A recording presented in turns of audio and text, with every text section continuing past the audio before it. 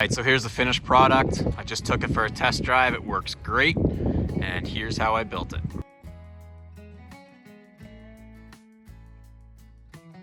So I know there's already a ton of YouTube videos on how to convert a boat trailer into a utility trailer, but I'm gonna add one more in case it can help someone else out. It's gonna be 6.5 by 12 and used mainly for my side-by-side. I picked this up from my neighbor for a pretty good price. It's in really good shape. There's no rust. It's made out of 4x2 channel with some heavy duty cross members. So I think it's gonna be a really good starting point, especially since I don't know how to weld. So it kind of takes the structural risk out of it by already having a good platform to work with. It's got a winch, not sure if I'm gonna leave that. It's got one of these folding tongues that's kind of loose feeling, so I might just take this entire piece out and add in one solid piece. I'm gonna be using a Lincoln 140 welder. It's just a little hobbyist welder, but it can do up to 5/16 thick steel, so that should be should be more than what I need it for. And then this is all the angle iron that I'm gonna be using. Believe it or not, that's 170 feet, I believe, and 375 pounds of it. And it's gonna be a combination of 2x2 by 3/16 for the structural cross members, and then 2x2 by 1/8 just for the rails.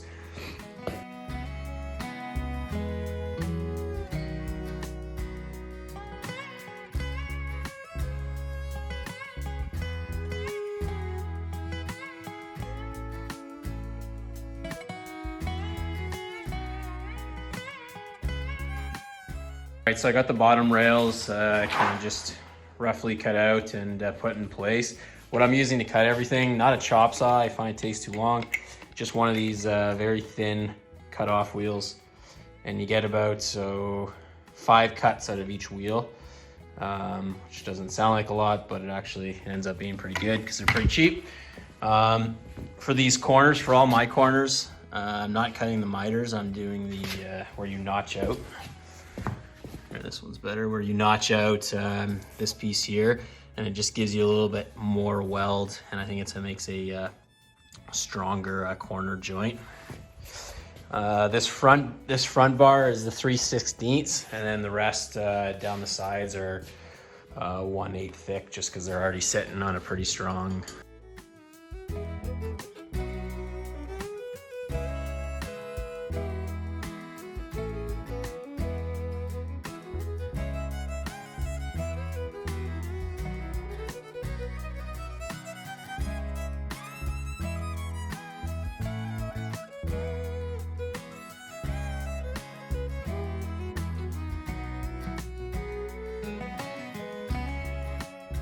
So that's all the bottom rails welded down, welded to the frame. I did like a 3-inch bead, pretty much every 12 to 14 inches or so, both on the inside and the outside of the rails. And then a big long one right where it's about to cantilever off the end of that frame there. And then tack this front, not tack, but welded this front cross member onto the frame up there.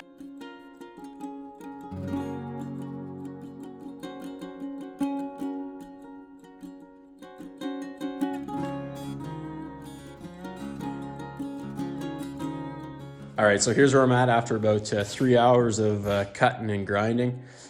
The cross members are all the 3/16 thick angle iron, and they're sitting on 18 inches on centers. I had to adjust the centers for the ones that go over top of those factory rails. I'm gonna do a couple of braces that come down and tie into those just to make the centers of them a little bit stronger. And then the way I did it is I notched each cross member, and then I'm gonna weld into this frame here. And of course, weld there, weld there, weld there, and just tie everything together on each side and use the strength of that factory frame member.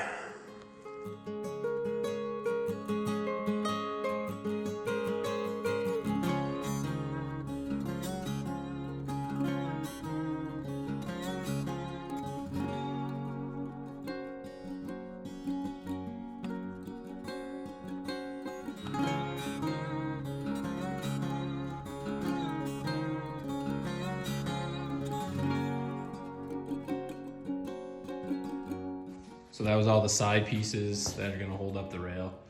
It's gonna be 10 of them in total. And well, you know how they go, just on the sides like that, all the way down.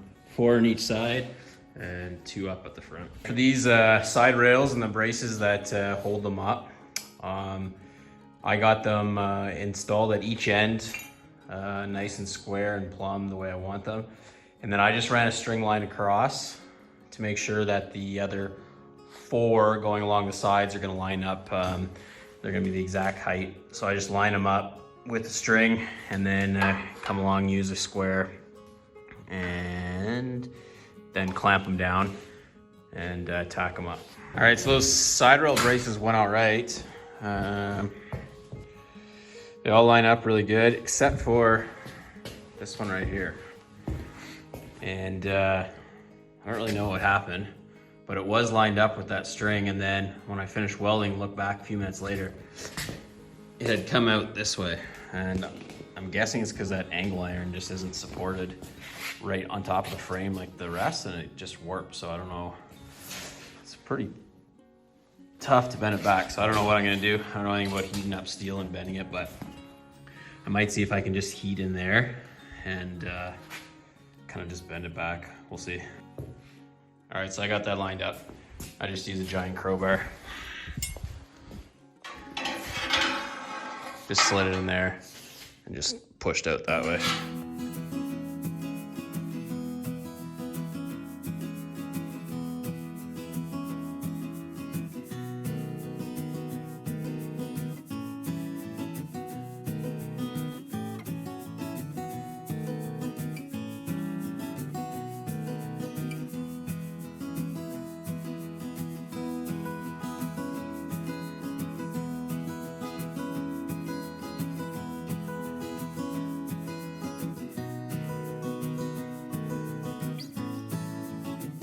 All right, so just something I thought I'd mention. So just using this small piece as an example, when this top rail goes to sit on these side braces like this, you end up not getting a tight fit because you can see in the corner here, it's rounded, like just for structural support there.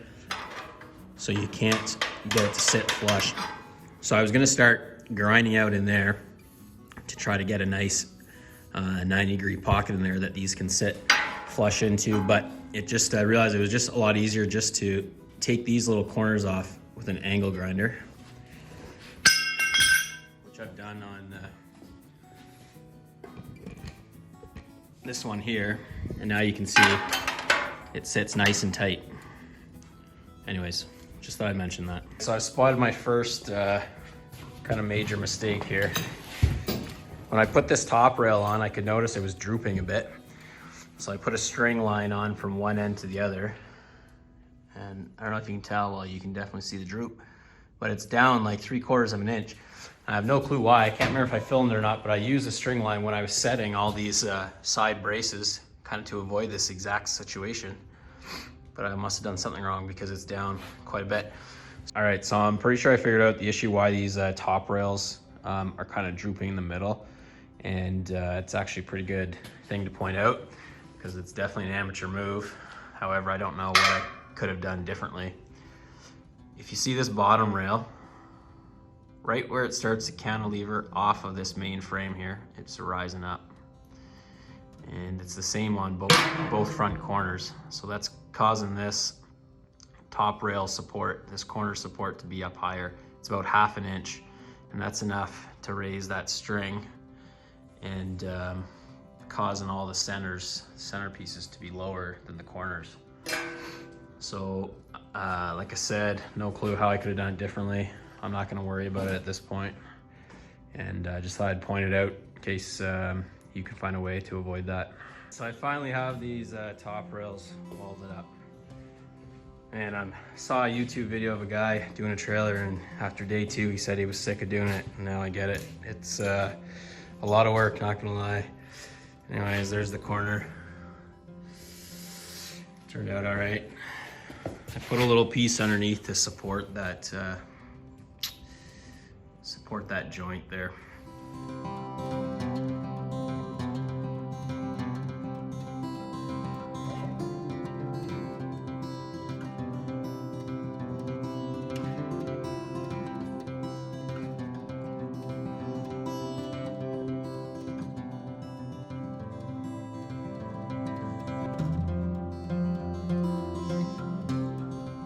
So I got these kind of drop braces on the cross members that go over top of those factory cross members, just to, you know, make them a little bit stronger.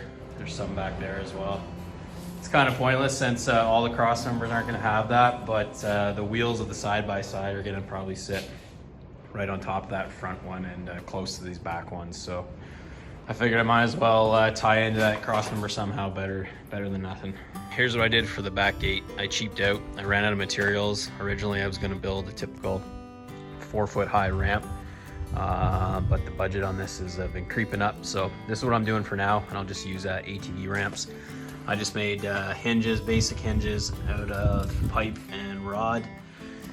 It's going to secure up just using some trailer pins here on each corner, and then it folds completely down and out of the way, so those ramps will be able to fit on the back and you'll be able to drive right up. So I'm finally done welding. I cannot stress to you how much of a pain in the ass this has been. It's just never ending. There's always one more weld to do, one more weld to do. I made this little tongue handle, help move the trailer around a little bit easier if I'm even gonna be able to lift it. So I'm on to prep for paint, which of course is gonna be probably the biggest pain in the ass of the whole job. Trying to sand every corner and scuff up every corner, get all the rust off. I mean, it's just never gonna happen. Anyways, do my best. I'm gonna hit off all the loose rust with a cupped wire brush on an angle grinder, and then try to go over everything with some 80 grit sandpaper on an orbital just to get some grooves in there, try to give the paint something to adhere to. I originally was going to do the old spray trim clad route, but I decided against that. I ended up spending a little bit extra money on this stuff. I think it's supposed to be some commercial grade industrial use polyurethane, and hopefully it holds up a lot better. It's direct to metal, so it's 2-part, but it's 1 stage, so shoot it and done. I was actually going to spray it, try to be fancy, but I decided against that. And I'm just going to do the old paint and roller brush technique. We will see how that turns out.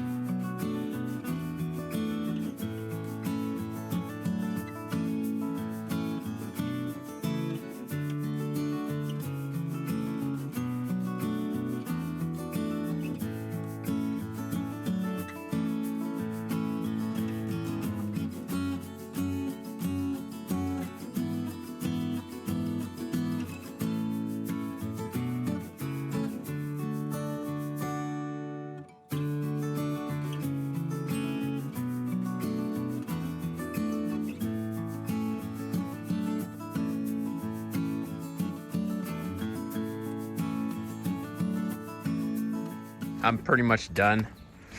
I got this wood just from a local guy.